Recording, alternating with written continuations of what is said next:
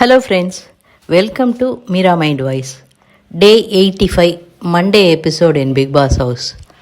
யூஸ்வலாக மண்டே அப்படின்னாலே நாமினேஷன்ஸ், அப்புறம் பிக் பாஸோட மோட்டிவேஷ்னல் ஸ்பீச்சு, தென் கேப்டன்சி டாஸ்க்கு, அது இதுன்னு ஒரு மாதிரி பிஸியாக போயிட்டுருக்கோம்.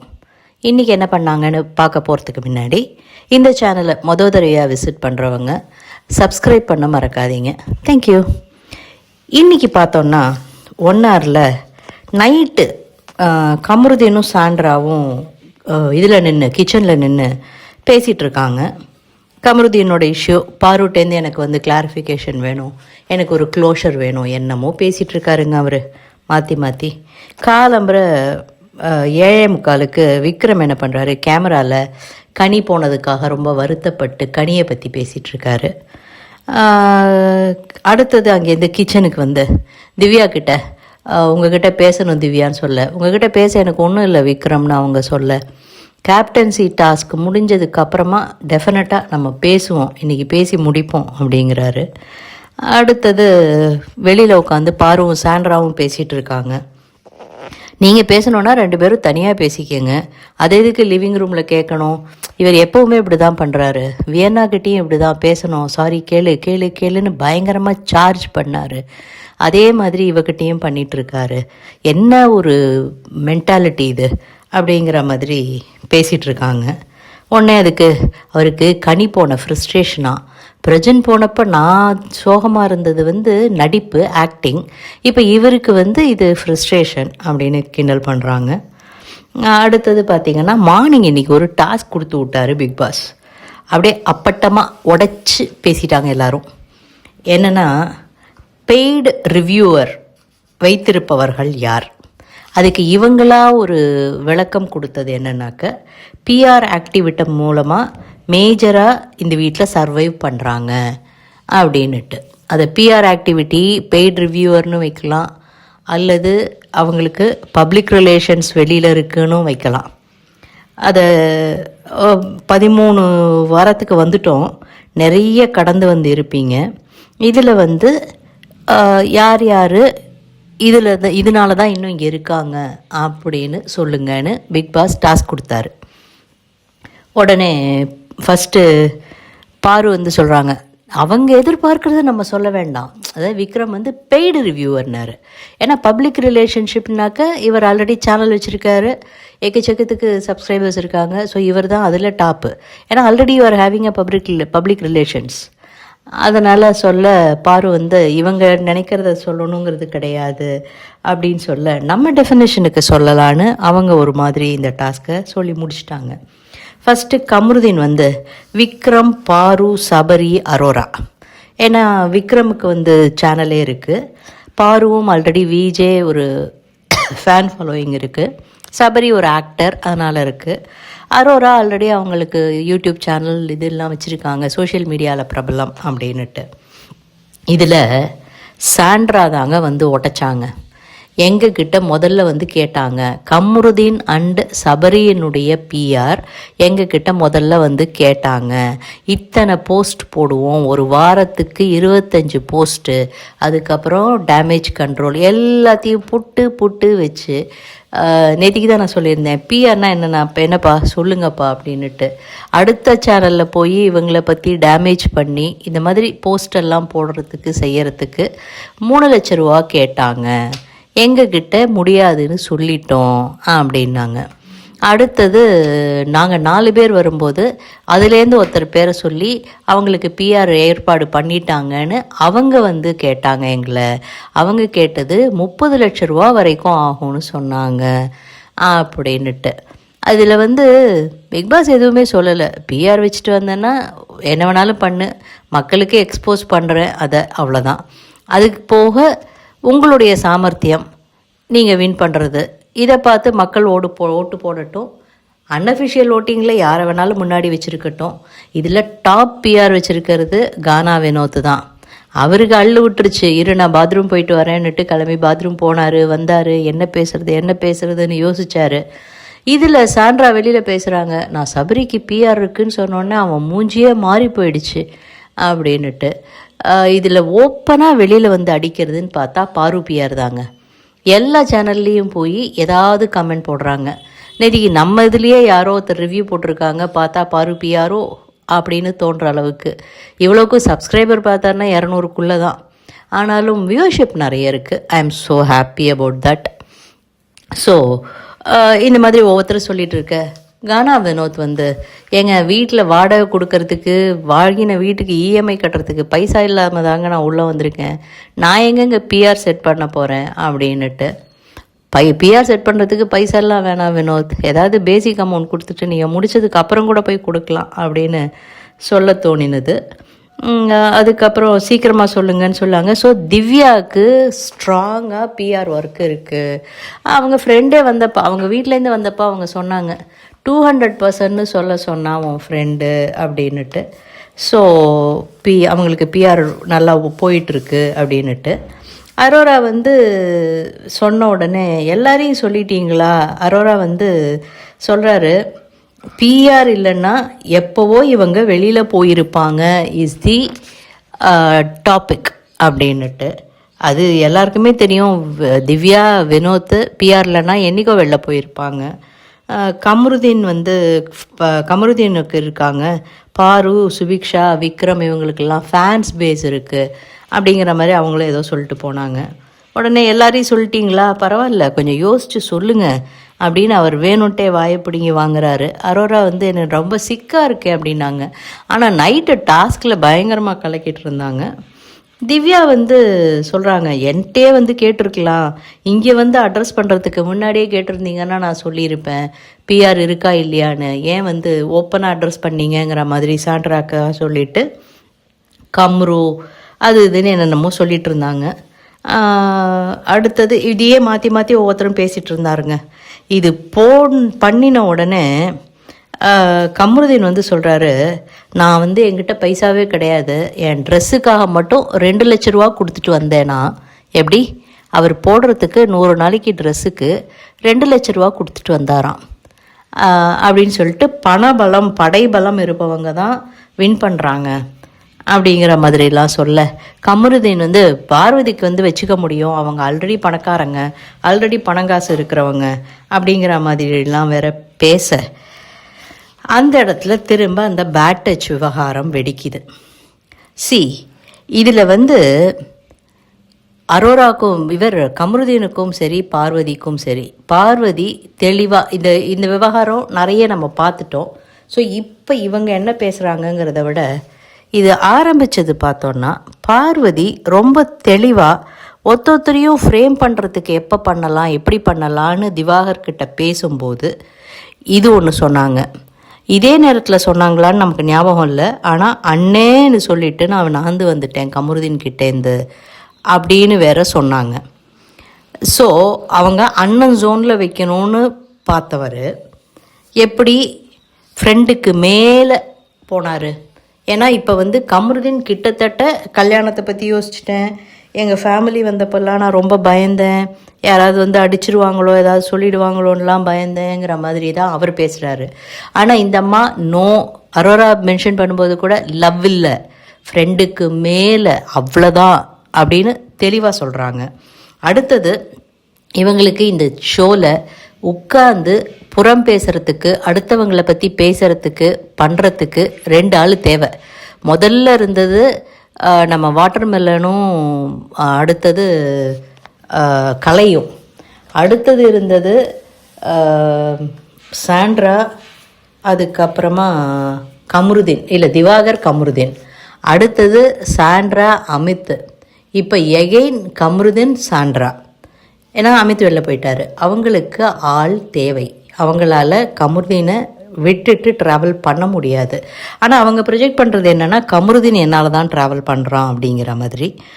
இது வந்து அரோரா வந்து அதனால் கமருதீன் என்ன பண்ணுறாரு, அரோராவை உள்ளே எடுத்துகிட்டு வர்றாரு. அரோரா பாயிண்ட்டாக பேசும்.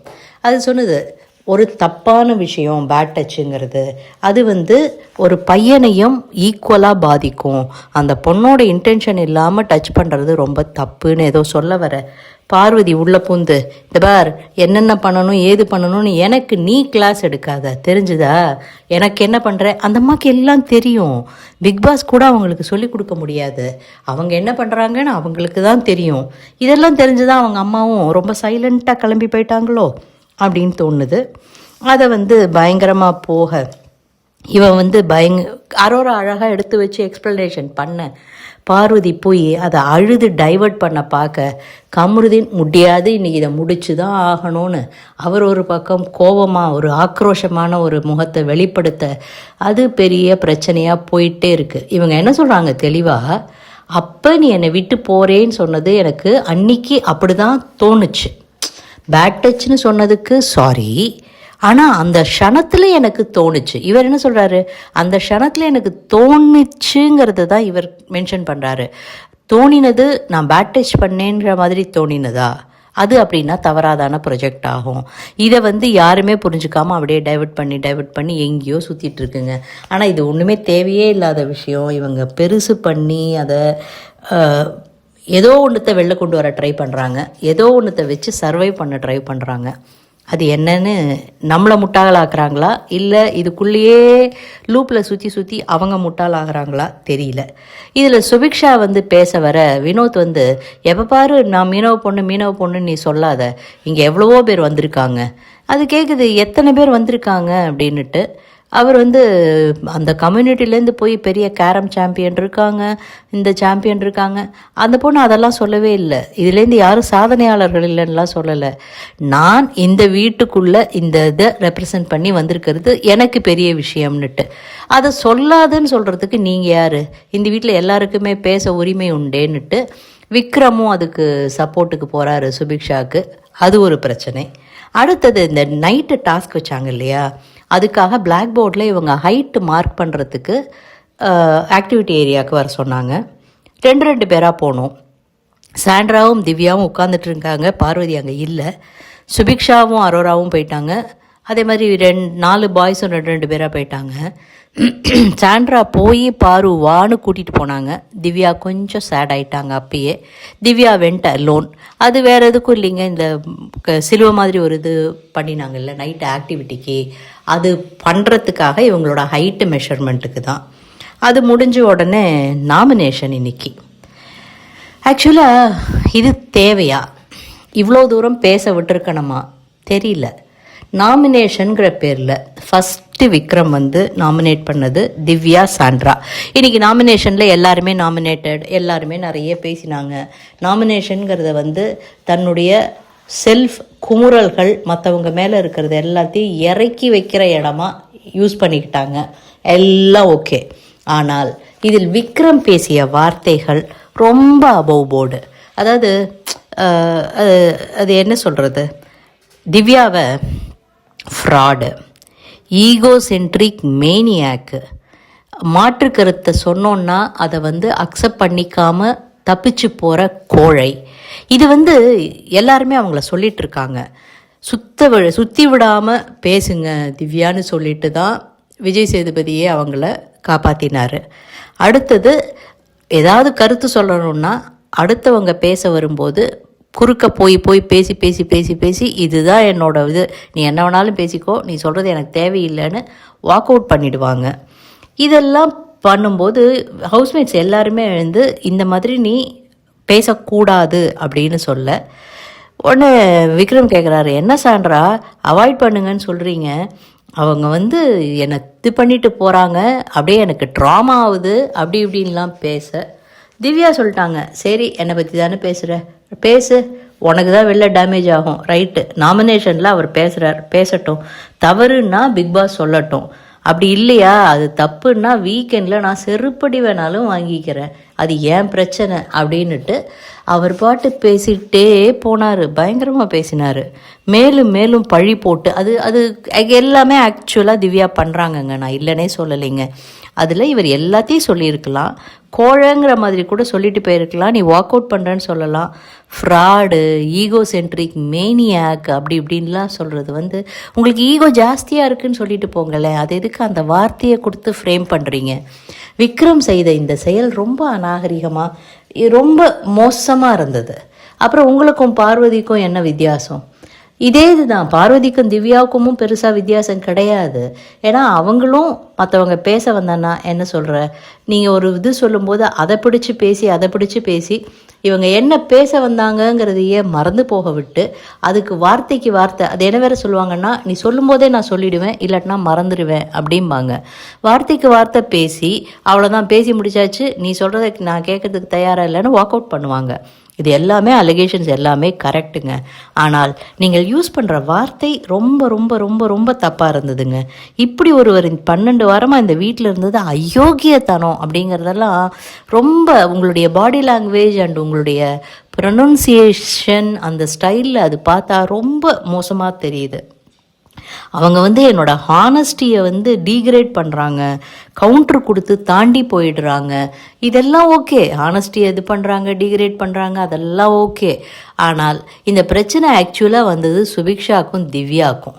அவங்க நீ தான் ரூல் ஃபாலோ பண்ணுறியா, ஏன் இந்த வீட்டில் வேறு யாருமே ஃபாலோ பண்ணலையான்னு ஆரம்பித்த விஷயம் விக்ரம் தன்னுடையதாக எடுத்து அதை இவ்வளோ தூரம் கொண்டே போயிருக்க வேண்டாம்.